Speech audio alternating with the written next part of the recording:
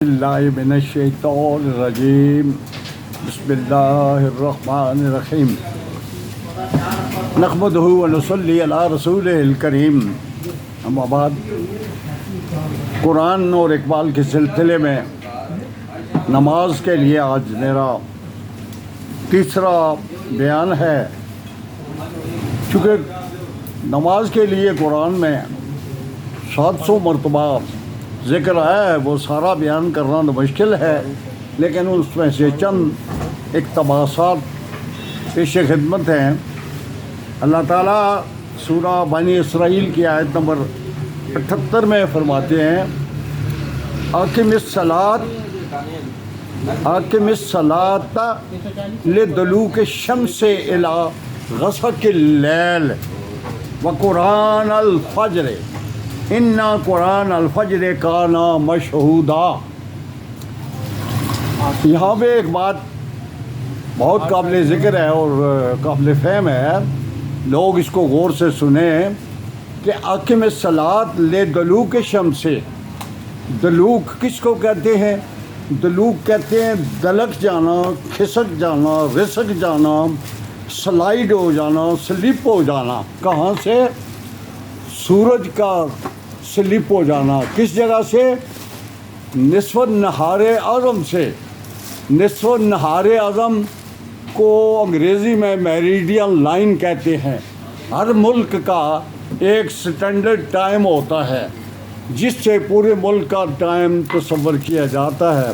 جیسے پاکستان کا standard time Lahore سے لیا جاتا ہے، یعنی لاہور میں جو وقت ہوتا ہے پاکستان کا وہ وقت تصور ہوتا ہے۔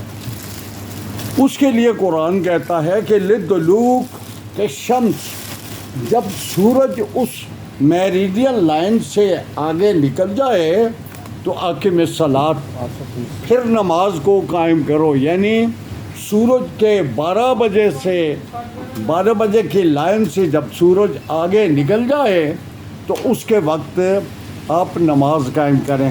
تو یہ میریڈین لائن جو ہوتی ہے یہ شمالاً جنوباً ہوتی ہے، یعنی شمال کی طرف، یعنی یہ سمجھ لیں کہ جس طرف نارتھ 0 ڈگری پہ ہے، ساؤتھ 180 ڈگری پہ ہے، تو جو میریڈین لائن ہے وہ 180 درجے سے شمال کی طرف 0 ڈگری کی طرف، یا شمال کو 360 ڈگری بھی کہتے ہیں۔ اس لائن کے اندر جو یہ لائن بنتی ہے اس کو میریڈین لائن کہتے ہیں، اور اردو میں اس کو نصف النہار اعظم کہتے ہیں۔ اس سے جب آگے سورج نکل جائے تو اللہ تعالیٰ بنی اسرائیل میں فرماتے ہیں کہ اقم الصلاۃ لدلوک الشمس الی غسق اللیل۔ غسق اللیل سے مراد کہ جب چھا جائے یا ہو جائے رات، شام ہو جائے، تو اس کے اندر ظہر، عصر اور مغرب کی نماز، بلکہ عشاء کی نماز بھی اس میں شامل ہیں، کہ جب سورج 12 بجے کی لائن سے آگے نکل جائے تو مسلمانوں تم اس کے بعد شام تک، رات گئے تک نمازیں ادا کرتے رہو۔ اور ان نمازوں میں پھر آگے کیا فرمایا کہ حافظو، یہ سورہ بقرہ کی آیت نمبر 233 ہے، وَحَافِظُوا عَلَى الصَّلَوَاتِ وَصَلَاةِ الْوُسْطَىٰ، نمازوں کی حفاظت کرو، لیکن تحقیق کس کی ہے؟ صلاۃ الوسطیٰ، وسطی نماز کون سی ہے؟ کچھ لوگ اس میں آگے پیچھے کرتے ہیں، لیکن وسطی نماز متفق علیہ ہے کہ یہ عصر کی نماز ہوتی ہے۔ 2 نمازیں اس سے پہلے، فجر اور ظہر پہلے آ گئی، اور عصر، مغرب اور عشاء بعد میں آ گئی۔ وصلاۃ الوسطیٰ جو ہے وہ درمیانی نماز ہے، اور وہ ہے عصر کی نماز۔ اچھا جی، یہ اس کے لیے کیوں زور دیا گیا کہ حافظوا علی الصلوات، نمازوں کی حفاظت کرو، وصلاۃ الوسطیٰ، درمیانی نماز کی؟ اس لیے کہ جتنے لوگ کاروباری ہوتے ہیں، جتنے لوگوں کے پاس مویشی ہوتے ہیں، لوگ جنگلوں میں بکریاں چرانے کے لیے جاتے ہیں، مویشیوں کو لے جاتے ہیں، زمین میں ہل چلاتے ہیں، ٹریکٹر چلاتے ہیں، ان تمام لوگوں کا یہ خیال ہوتا ہے کہ یہ آج کا دن جو ہے یہ ابھی ختم ہونے والا ہے، میں جلدی جلدی یہ اپنا کام کر لوں اور یہ ختم کر لوں. یعنی اس وقت آدمی کو شام ہو جانے کا فکر ہوتا ہے اور اس وقت وہ زیادہ مصروف ہوتا ہے. اس لیے کہا کہ وہ جو مصروفیت تمہاری فکر ہے کہ کل شام ہو جائے گی اور یہ کام میرا ختم نہیں ہوگا، نہیں، اس سلب و نماز جو اثر کیا ہے اس کے لیے اپنے تمام جو ضروری کاروبار ہیں ان کو چھوڑ دو اور نماز ادا کرو. تو اس کے بعد اقبال، اصل میں اقبال نے جتنے بھی نماز کے لیے اور دین کے راستے کے لیے شعر لکھے ہیں، اس میں شکوہ لکھا ہے، جواب شکوہ، وہ سب کا سب جس کی صفت کی گئی ہے وہ صرف صحابہ اور تابعین کی صفت ہے. اس کے بعد کے مسلمانوں کے لیے اقبال ناراض ہو گئے ہیں اور وہ کہتے ہیں کہ یہ مسلمان، اس کے بعد کے مسلمان مسجدیں مرثیہ خواہیں کہ نمازی نہ رہے، یعنی وہ صاحب اوصاف حجازی نہ رہے، جا کے ہوتے ہیں مساجد میں سفارہ تو غریب، زحمت روزہ جو کرتا ہے گوارا تو غریب، نام لیتا ہے اگر کوئی ہمارا تو غریب، پردہ رکھتا ہے اگر کوئی تمہارا تو غریب، عمرا نشہ دولت میں غافل ہے ہم سے، زندہ ہے ملت بیضا غربا کے دم سے. تو اقبال یہاں پہ لکھتے ہیں کہ تیری نماز میں، اے مسلمان، آج کے مسلمان کو لکھتے ہیں، تیری نماز میں باقی جلال ہے نہ جمال. تیری نماز میں نہ جلال ہے نہ جمال، تیری اذان میں نہیں ہے میری سحر کا پیغام.